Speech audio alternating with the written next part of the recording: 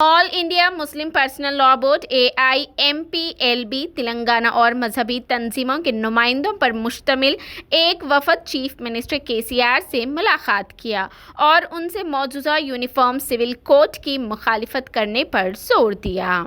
BJP के ज़ेर क़यादत मरकज़ी हुकूमत UCC के लिए मुसलसल कोशिश कर रही है। वज़ीर आज़म नरेंद्र मोदी इसकी नफ़ाद की सख्ती से वकालत कर रहे हैं। मोदी ने कहा था कि इस मामले पर अपोजिशन पार्टियां अक़लियतों को गुमराह कर रही है। ऑल इंडिया मजलिस इत्तेहादुल मुस्लिमीन AIMIM के सरबराह असदुद्दीन ओवैसी ने ट्विटर पर कहा कि AIMPLB के सदर मौलाना खालिद सैफुल्लाह रहमानी की क़यादत में वफ़द शाम 4 बजे KCR से मुलाकात किया। ओवैसी ने मज़ीद कहा कि AIMIM भी इस वफ़द का हिस्सा है, जो CM को एक नुमाइंदगी भी पेश किया गया। जुमेरात को AIMPLB ने UCC पर अपने एतराज़ात लॉ कमीशन को भेजे थे और मुतालबा किया था कि हर मजहबी अक़लियत को इस तरह के कानून के दायरे से बाहर रखा जाए। आइए सुनते हैं असदुद्दीन ओवैसी की जुबानी। तेलंगाना के मुख्यमंत्री वज़ीर आला से हमारी मुलाकात हुई, जिसमें हम तमाम ने जनाब के चंद्रशेखर राव साहब से इस बात का मुतालबा किया, इस बात की गुजारिश की कि बीजेपी हुकूमत की तरफ से, नरेंद्र मोदी की सरकार की तरफ से जो UCC लाने की बात की जा रही है, हमने तेलंगाना के मुख्यमंत्री और वज़ीर आला से ये कहा कि आप उसका अपोज करिए, उसकी मुखालिफत करिए। हमने चीफ मिनिस्टर को इस बात का याद दिलाया कि पिछले 10 साल से तेलंगाना स्टेट में उनकी सरकार है। स्टेट में पीस बहुत स्ट्रांग हुआ है, अमन मजबूत हुआ है।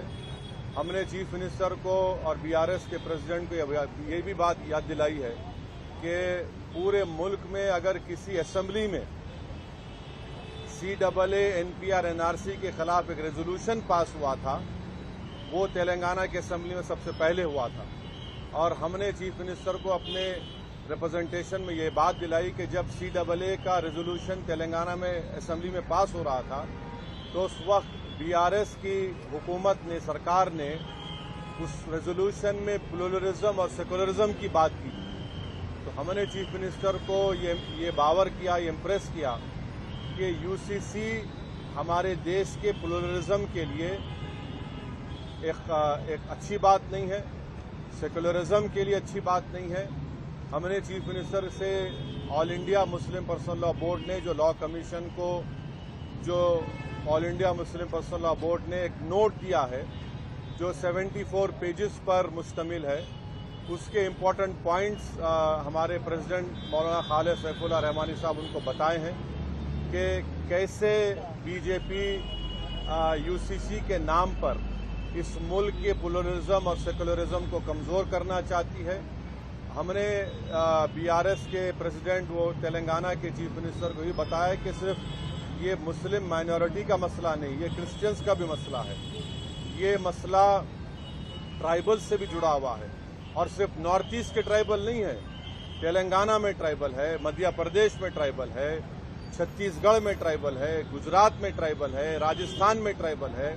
उनका एक कल्चर है और उसका तहफ़्फ़ुज़ करना। और ये सिर्फ ट्राइबल नहीं, बल्कि हमारे हिंदू भाइयों के लिए भी ये चीज़ अच्छी नहीं होगी, क्योंकि हिंदू अनडिवाइडेड फैमिली के तहत 3000 करोड़ का टैक्स रिबेट हमारे हिंदू भाइयों को मिलता है। 2015 के इनकम टैक्स के फिगर्स हैं। और अगर UCC आएगा तो Hindu succession act, Hindu marriage act, ये तमाम चीज़ें ख़त्म हो जाएंगी। तो ये मुल्क के लिए ठीक नहीं है। हमारे मुल्क का प्लुरलिज्म हमारे मुल्क की खूबसूरती है, और भारत के प्रधानमंत्री को प्लुरलिज्म से एलर्जी है, वो प्लुरलिज्म को पसंद नहीं करते। हमने चीफ मिनिस्टर को के चंद्रशेखर राव को बताया कि भारत के प्रधानमंत्री बोलते कि एक घर में 2 कानून कैसे होगा। तो आज आप देखिए कि भारत के प्रधानमंत्री ने गलत कहा, मिसगाइड किया पूरे नेशन को। हमारे मुल्क में CRPC हर स्टेट में अलग है। हमारे मुल्क में 2 कानून है। अगर आप देखेंगे तो नागालैंड में सीआरपीसी का अभी तक इम्प्लीमेंटेशन नहीं हुआ। हमारे देश में अगर आप कोई बड़े बड़े मल्टीनेशनल कंपनीज है उनका आर्बिट्रेशन की हमने सहूलत दी कि वो सिंगापुर जाकर आर्बिट्रेशन करा सकते। तो ये बात कहना प्रधानमंत्री का बिल्कुल गलत है। प्रधानमंत्री प्लुरलिज्म को पसंद नहीं करते। तो ट्राइबल का मसला है, सिर्फ नॉर्थ ईस्ट के ट्राइबल का नहीं है।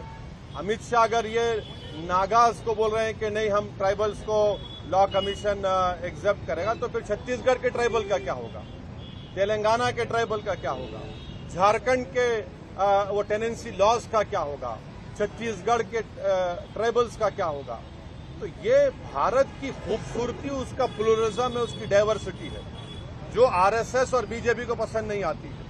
तो इसलिए हम सीएम से बात किए और चीफ मिनिस्टर ने साफ और वाज़े अल्फाज में in clear cut terms chief minister ने कहा कि बीआरएस पार्टी यूसीसी का अपोज करेगी।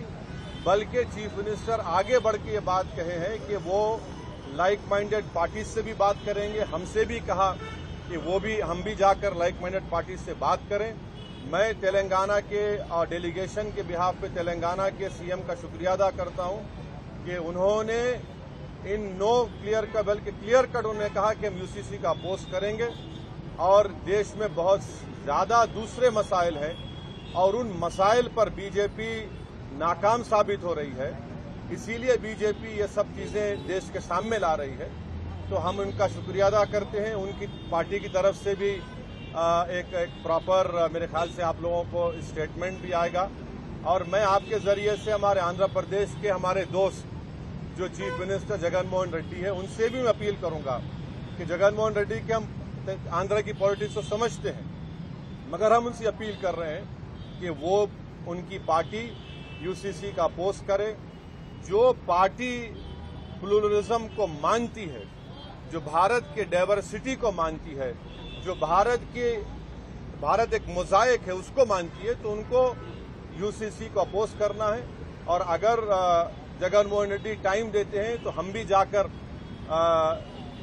जगन मोहन रेड्डी से मुलाकात करेंगे।